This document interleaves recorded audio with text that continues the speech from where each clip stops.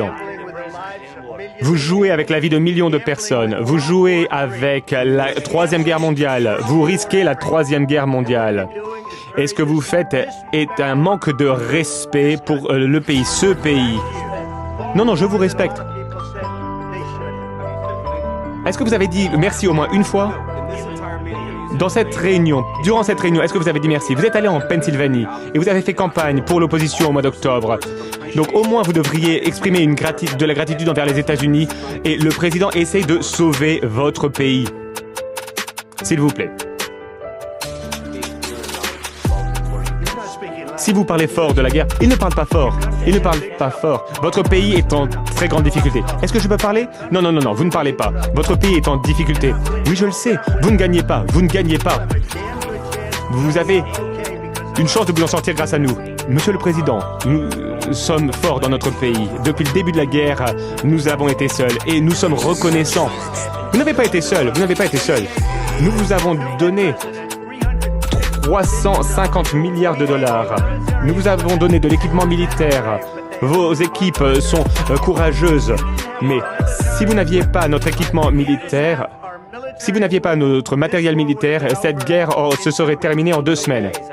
En quelques jours, oui, je l'ai entendu de la part de Poutine, en 3 jours. Peut-être moins, en 2 semaines. Eh bien oui, ça va être vraiment très difficile de faire des affaires comme ça.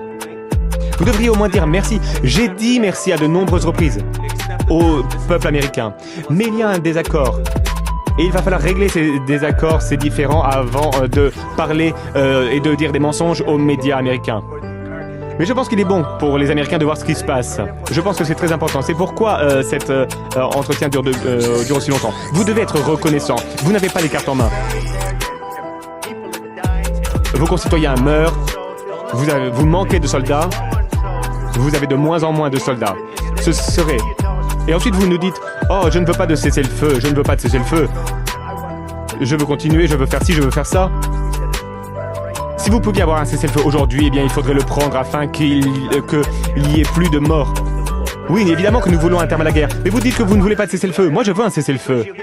Parce que vous aurez un cessez-le-feu plus vite qu'un accord. Mais demandez l'avis de notre population sur un cessez-le-feu. C'est Biden qui n'est pas très intelligent. C'était avec Obama, mais c'était votre président.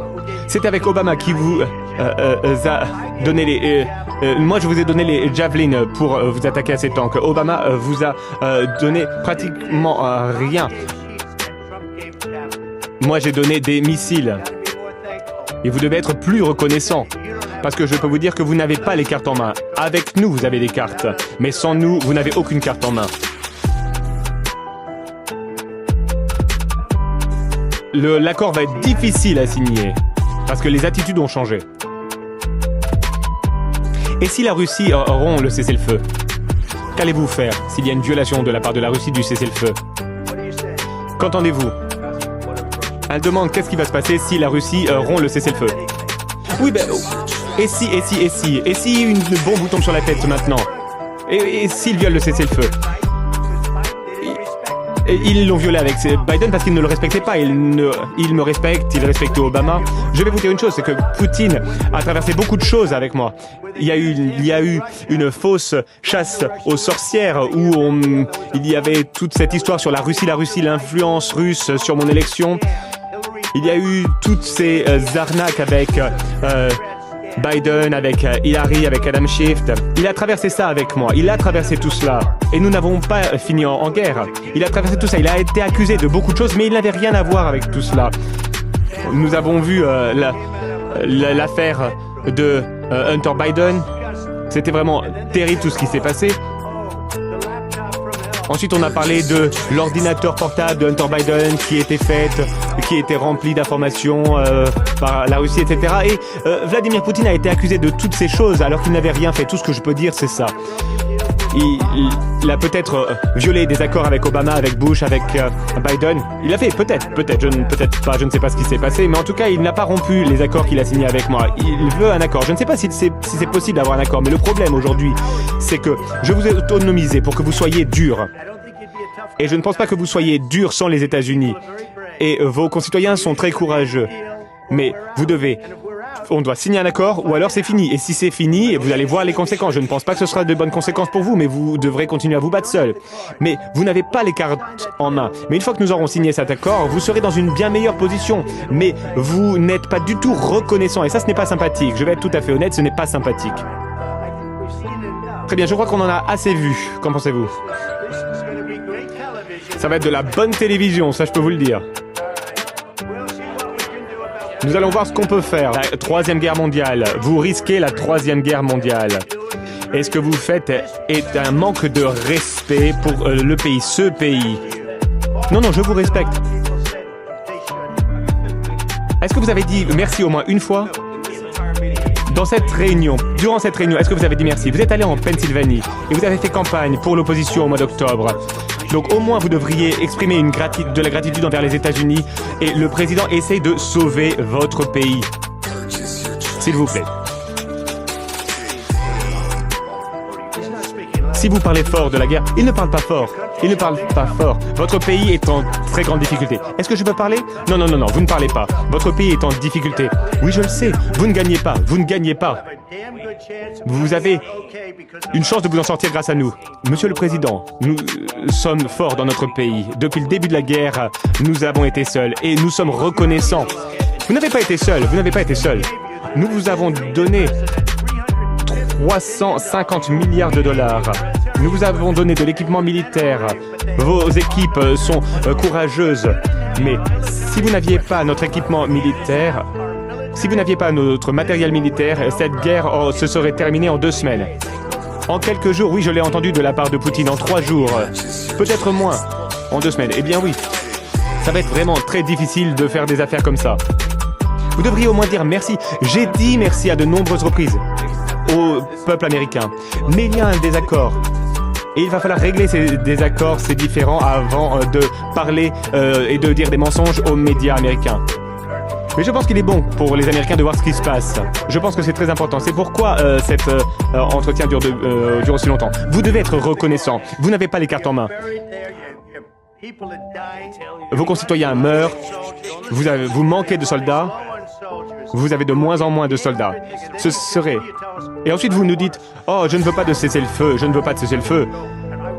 Je veux continuer, je veux faire ci, je veux faire ça. » Si vous pouviez avoir un cessez-le-feu aujourd'hui, eh bien il faudrait le prendre afin qu'il y ait plus de morts. Oui, évidemment que nous voulons un terme à la guerre. Mais vous dites que vous ne voulez pas de cessez-le-feu. Moi, je veux un cessez-le-feu. Parce que vous aurez un cessez-le-feu plus vite qu'un accord. Mais demandez l'avis de notre population sur un cessez-le-feu. C'est Biden qui n'est pas très intelligent. C'était avec Obama, mais c'était votre président. C'était avec Obama qui vous a donné les... moi, je vous ai donné les Javelin pour vous attaquer à ces tanks. Obama vous a donné pratiquement rien. Moi, j'ai donné des missiles. Et vous devez être plus reconnaissant. Parce que je peux vous dire que vous n'avez pas les cartes en main. Avec nous, vous avez les cartes. Mais sans nous, vous n'avez aucune carte en main.